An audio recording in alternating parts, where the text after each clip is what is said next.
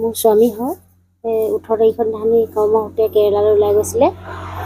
তাতে আমি ট্ৰেইনত গৈ থাকোঁতে খা খবৰ মানে ফোন আপুনি কৰি থকা হৈছিলে।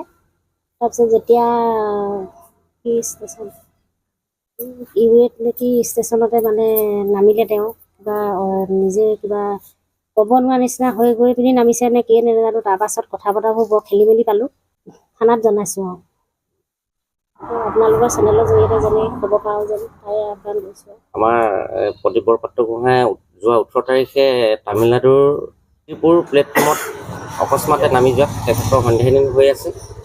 আজি পৰ্যন্ত তেখেতৰ লগত যোগাযোগ কৰিব পৰা নাই। তেখেতৰ মোবাইল আছিলে, মোবাইলটো হোৱাৰ কাৰণে হেৰুৱাই যোৱাত তেখেতৰ লগত যোগাযোগ কৰিব পৰা নাই।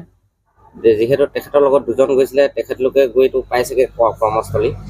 তেখেতলোকে বিচাৰিও আহিছিলে, কিন্তু বিচাৰি নোপোৱাত তেখেতলোক আকৌ ৰুমলৈ ঘূৰি গৈছে। এই জেগাখিনিৰ নাম 2 নং গন্ধিয়া, ডাকঘৰ আঘোণবাৰী, জিলা ডিব্ৰুগড়, সমষ্টি টিংখাংপুৰ। আমাৰ এই গৃহখনৰ মোৰ পৰিয়ালৰ ভাইটি। তেখেত কেৰেলালৈ বুলি 18 ফেব্ৰুৱাৰী দিনাখন ওলাই গৈছিলে কৰ্মসূত্ৰে, আৰু ঘৰখনৰ একমাত্ৰ তেওঁৱে উপাৰ্জন কৰি ঘৰখন চলা কৰি আছিলে। গতিকে সেই কৰ্ম সংস্থাপনৰ কাৰণে তেওঁ কেৰেলালৈ গৈছিলে 18 তাৰিখে, আৰু সেই 18 তাৰিখে কেৰেলালৈ যোৱাৰ পথতে কিবা কাৰণত ইৰড নামৰ এটা ৰেল জংচনত তেওঁ নামি পেলাই মানে নিৰ্দিষ্ট সময়ত তেওঁ আকৌ পুনৰ ট্ৰেইনখনত নুঠাৰ কাৰণে ইতিমধ্যে ট্ৰেইনখন ৰাওনা হ'ল। আৰু তাৰপিছতে তেওঁ সেই ঠাইতে থাকি যোৱাৰ পিছত মানে বিশেষভাৱে খবৰ খাবৰ কৰাৰ পিছত পুনৰ তাতে কাম কৰি থকা আৰু এজনে সেই ইৰড নামৰ ষ্টেচনটোৰ পৰা পুনৰ ত্ৰিপুৰ নামৰ এটা ষ্টেচনলৈকে পুনৰ লৈ যায়, আৰু তাতে বহাই তেখেতক খাবৰ কাৰণে কিবা আহাৰ যোগাৰ কৰিবলৈ যাওঁতে পুনৰ সেই স্থানৰ পৰা ত্ৰিপুৰৰ পৰা নিৰুদ্দেশ হৈ যায়। গতিকে আজি পৰ্যন্ত তেখেতক আমি কোনো মুহূৰ্ত পোৱা নাই। গতিকে আমি সমস্তজনকে আপোনালোকৰ এই আটাইকেইটা চেনেলৰ যোগেদি কৰজোৰে আহ্বান জনাইছোঁ, যাতে এই চেনেলৰ যোগেদি বিচাৰি পায় তাৰ কাৰণে সকলোৱে আহ্বান জনাইছোঁ। এইবাৰ প্ৰথম নহয়, প্ৰায় আজি তেখেতে 10-15 বছৰ আগৰ পৰা তাতে কৰ্ম কৰি চলি কৰি খাই আছে।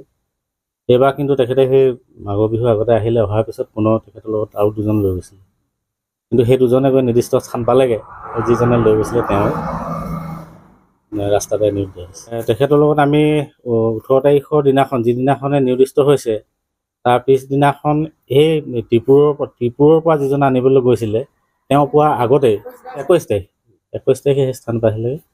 আৰু সেইখিনি পোৱাৰ পিছতে তেওঁৰ মোবাইলটো তেতিয়ালৈকে ঠিকে আছিলে, তেওঁৰ হাততে আছিলে, আমি যোগাযোগ কৰি আছিলোঁ। কিন্তু এই মানে 21 তাৰিখৰ সন্ধিয়ালৈকে তেওঁৰ হাতৰ পৰা মোবাইলটো কোনোবাই লৈ গুচি গৈছে, আৰু তেতিয়াৰ পৰা আমি কোনো যোগাযোগ কৰিব পৰা নাই। যিকোনো খবৰৰ বাবে যোগাযোগ কৰক 7099017330 লগতে 7099017110 নম্বৰত।